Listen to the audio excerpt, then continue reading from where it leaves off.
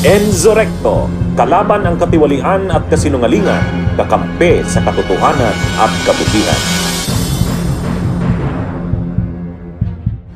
Mga bossing, nagising ang social media ng pumutok ang balitang ipapatawag ng DFA si Ambassador Teddy Boy Locsin. Ang dahilan? Abay sabi raw niya sa Facebook, dinukot si Duterte ng mga Pilipino at isinuko sa mga dayuhan. Parang crime thriller na walang script review, puro adlib at lasing pang bida. Imbes na maging diplomat, naging daldalmat.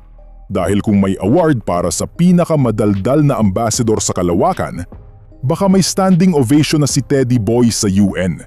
Ang trabaho niya dapat ay maglamig ng ulo, pero siya pa ang nag-init ng ulo ng bayan. Ang DFA tuloy napilitan maglabas ng fire extinguisher bago tuluyang magliyab ang intriga. Ang headline na sa mga news page, DFA ipapatawag si Teddy Boy. Syempre, parang teacher na pinapatawag ang estudyanteng nahuling nagpo-post ng fake news sa group chat. Sa totoo lang, kung ganito kakalat magsalita ang diplomat, baka pati yung queen sa kabilang dimension magtanong, is this the best the Philippines can send? Noong unang panahon, mga bossing, matinong tao pa si Locsin, sharp, witty, classy. Pero nang sumama sa tropa ni Digong, ayun, parang nasobrahan sa loyalty card. Dati siyang foreign secretary, ngayon, ambassador na lang. Parang demotion na may accent. Parang dating CEO na ginawang PR officer ng sarili niyang barkada. Siyempre, si Duterte ang nag-appoint sa kanya noon, kaya natural na loyal. Pero minsan, may nasosobrahan din ang pagiging loyal. Lalo na kung nauuwi sa pagiging aso.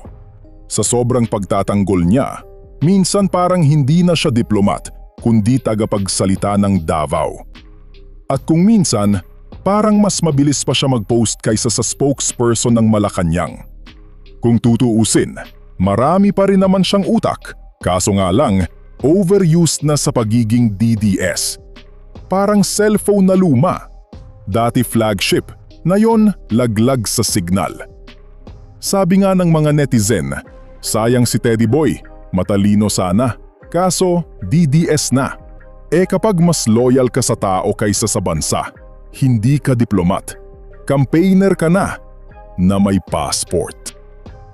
Balikan natin ang mismong linya niya. Dinukot ng mga Pilipino at isinuko sa mga dayuhan.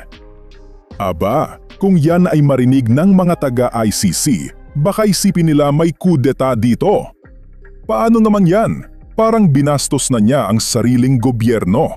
At sa social media pa, hindi sa diplomatic cable. Parang naglabas ng classified info sa Facebook memories.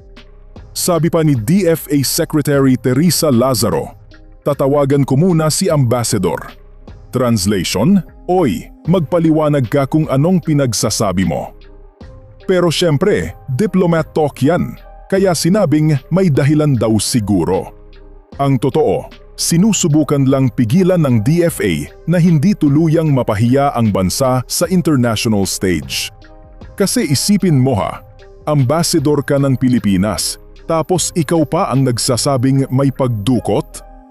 Parang waiter na nagrereklamo sa customer tungkol sa sarili nilang restaurant. Walang sense. Kung gusto ni Locsin ng telenovela, baka mas bagay siya sa Ang Probinsyano, The Diplomat's Edition. Hilala naman nating lahat, si Digong, master ng loyalty test. At mukhang si Teddy Boy, umasa with flying colors, hanggang ngayon may collar pa rin ng DDS. Parang aso na kahit pinalipat ng amo sa ibang bahay, bumabalik pa rin sa dating gate. Kaya kahit ambassador na ng UK, dala-dala pa rin ang Davao accent ng katapatan. Hindi masamang maging loyal, pero kapag sobra, nagiging delikado. Kasi kung lahat ng post mo ay panig sa isang dating pangulo, baka nakakalimutan mong may bago ka ng boss, si PBBM. Tuloy, imbes na representasyon ng Pilipinas, nagmumukha kang spokesperson ng Team Duterte Rewind 2020 edition. Sabi nga ng mga analyst, Hanggang kailan magiging ambasador ng nakaraan si Teddy Boy? Tama.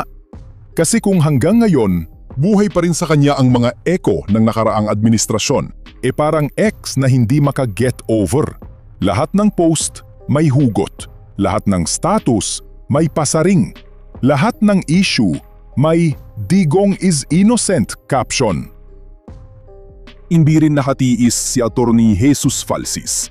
Diretsong panawagan, alisin si Locsin. Kasi nga naman, paano mo ituturo sa mga diplomat ang etiquette kung mismong ambasador mo ang lumalabag? Parang principal na late lagi sa flag ceremony. Sabi pa ng netizens, kung si Locsin diplomat, kami na lang mag-apply. Mas marunong pa kami mag-pronounce ng diplomacy. Delikado yan mga bossing. Kasi bawat salita ng ambasador ay parang official statement ng bansa. Isang maling linya, isang gulo na naman sa international relations. Kung sinasabi niyang may pagdukot, baka isipin ng ibang bansa may hostage crisis tayo. Ang totoo, may crisis nga. Pero sa consistency ng kanyang logic. Kaya kung may career diplomat na naghihintay ng chance, ito na yung perfect slot. Bigyan na lang ng chance yung mga taong may disiplina at hindi keyboard warrior. Kasi kung si Locsin, mas nauna pa mag-post bago mag-isip, baka ang foreign policy natin ay masulat na lang sa comment section ng Facebook. Ang trabaho ng ambassador mga bossing, simple lang. Represent your country, not your idolo. Pero kay Teddy Boy, parang baliktad. Represent your idolo kahit masira ang bansa. Parang chef na mas pinagtatanggol ang dating may-ari ng restaurant kaysa sa kasalukuyang manager. Wala sa lugar, pero todo effort. Dapat kasi, ang diplomasya ay sining ng pagpigil ng gulo, hindi paggawa ng bagong issue. Pero kay Locsin, bawat post parang grenade na inihahagis sa newsfeed. Ang DFA tuloy, naging parang nanay na paulit-ulit na sinasabing, "Teddy, magpaliwanag ka nga rito sa sala." Sa huli, isa lang ang moral lesson. Sa politika, may expiration date ang loyalty. Kapag lumampas ka sa tamang panahon, nagiging kabalbalan na lang. Kaya kung gusto ni Teddy Boy ng mas maingay na platform, aba, may Facebook naman. Pero please lang, wag mo sabihing foreign policy yan, bossing. Bunyog, bunyog, halikan na kasama ka. Bunyog, kapag buklod ay may pag-asa. Luzon, Visayas, Mindanao, isa ang pananaw. Sa bagong Pilipinas ang bunyog isisigaw. Bunyog.